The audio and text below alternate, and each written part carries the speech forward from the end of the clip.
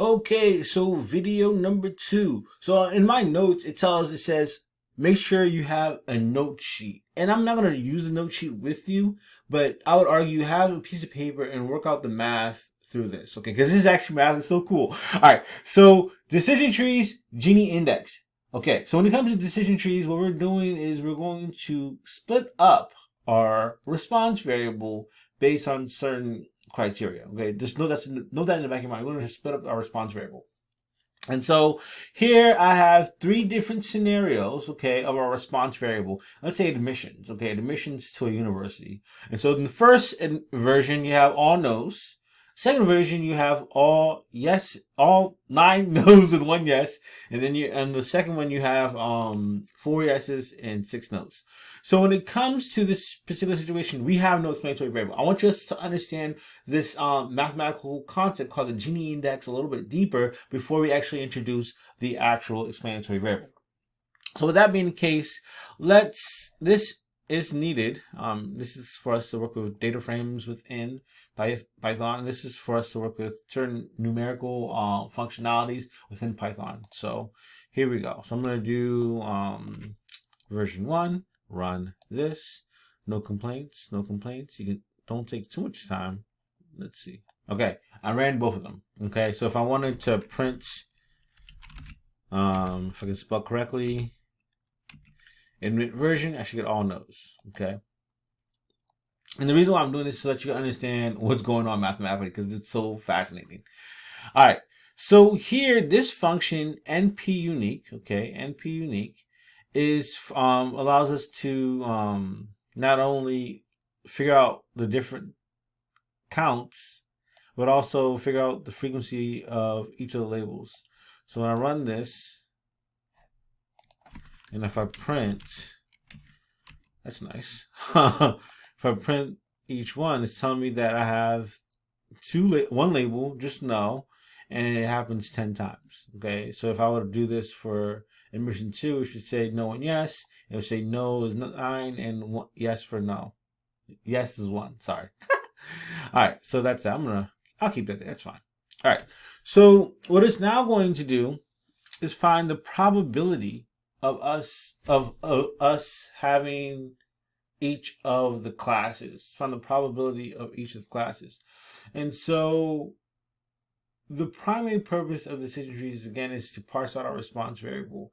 And we're going to utilize this concept called the Gini index. So I'm going to just introduce the concept now. So I don't want to just do the math and then tell you, oh, this is the concept. But the Gini index measures the amount of impurity. That word sounds weird. The amount of impurity within our sample. At this current time, all knows this is pure. It's a pure group. Everyone's a no. Okay, so the measure of impurity ought to be 0. Okay, ought to be 0. The closer to 0 our Gini index is, the more pure it becomes. Okay, so with that being said, how we measure impurity, how we measure the Gini index is utilizing the probabilities of each group. So since we only have all no's, we're going to look at the probability of no, and that's going to be 1 over 1. And so here we go. Run this. It tells me 1. Okay, 1 point. So this is how the Gini index actually works. It finds, okay, within a particular group, okay, you find, so within the response variable, you look at the number of individuals that are no. So this is 1 over 1, right? Plus the number of individuals that are yes within that sample, which is 0 over 0, which we'll only include because it's not there. So 1 minus 1 squared plus 0 gives us just 0. So the closer Gini index is to 0, the more similar it is. Hence, we want to get a Gini index of 0 here, okay? And then the closer it is to 0.5, it's not going to go higher than 0.5 because then it becomes flips. Yeah, the other class becomes bigger. The closer it is to 0.0, the closer it is, the Gini index is 0.5, the more dissimilar it is, okay? All right, so that's the equation. I want to do some for practice. Yeah, that's it. I'm doing the right thing. So I got ahead of myself. So let's play this. This should give us 0. Okay. So the labels is no. Their counts of this is 10. There's 10 of these no's. It's 1, and then the Gini index is 0. Okay, so let's change the scenario. Let's go to admission 2. So notice, okay, admission 2, I'm telling you the Gini index is not going to be 0 here because we have one group. Okay, we have one group. So this is where I want you to pull out a paper and do the math as well. Okay, so when I run this line, okay, it's going to print out that one yes. Okay, so here, think about it to yourself. I already said the answer earlier. This should have, when I run this, what should occur? Unique label should be yes and no, and label count should be 9, 1. Okay? You see that? Okay, good. All right. So with that being the case, this is where this is where you have to really put out your pen and paper. So when it comes to the actual grouping of this, the probabilities for no should be 9 over 10 because there's 9 that are no, and it's 10 in the sample. And then for the no, for the yeses, it should be 1 over 10. So those are going to be our corresponding probability for no and the corresponding probability for yes. So let's go ahead and run this. 0.9 and 0.1. Great, fantastic. Now that we have these two values, again, we're trying to measure the impurity in this group. So we're going to take 0.9, square it, plus 0.1, square it, and then add those values together, and then do 1 minus that value. Okay, so that's the Gini index. Okay, so that's that. Already did that. And so this is us calculating the Gini index for each of the probabilities. Okay. But this is actually going to do the summing for us. So because it's NP sum. So it's going to actually do the summing for us as well. But if we wanted to, just for funsies, I can just put this up here. So you can actually compare for each of your probabilities. It should be back there. 0.9 squared and 0.1 squared.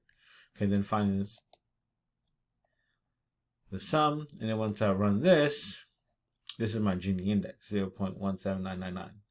Okay, so that's the Gini index for 1 yes. Now, if I have more than one yes, you can imagine the Gini index is going to get bigger. So get closer to 0.5. So that's, oh no, gotta do this to 3. Run this. Okay, there we go.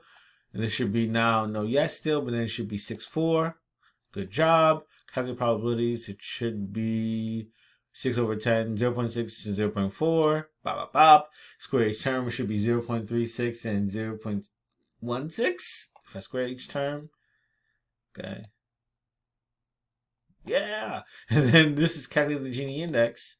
Boom. And then, of course, this Gini index now is going to be a little bit larger, closer to 0.5. Okay. 0.48. Right? And then just because I want to make sure that you believe me, let's say that it's tied. It's going to be, I think, exactly 0.5. I could be wrong. Okay. It's tied.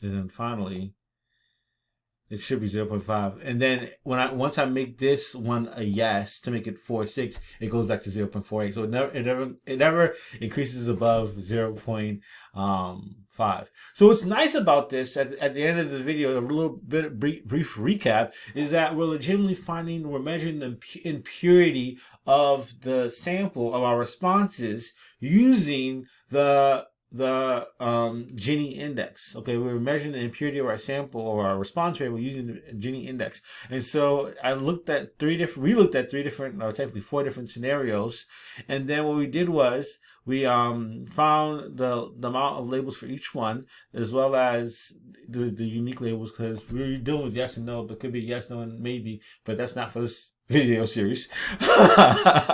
We then calculate the probabilities, which we then use to find the actual Gini index, and then we actually found out what the Gini index was for each of those admissions. So that is amazing. I'm so happy that we did that. All right, so video 3 next. Have a good day.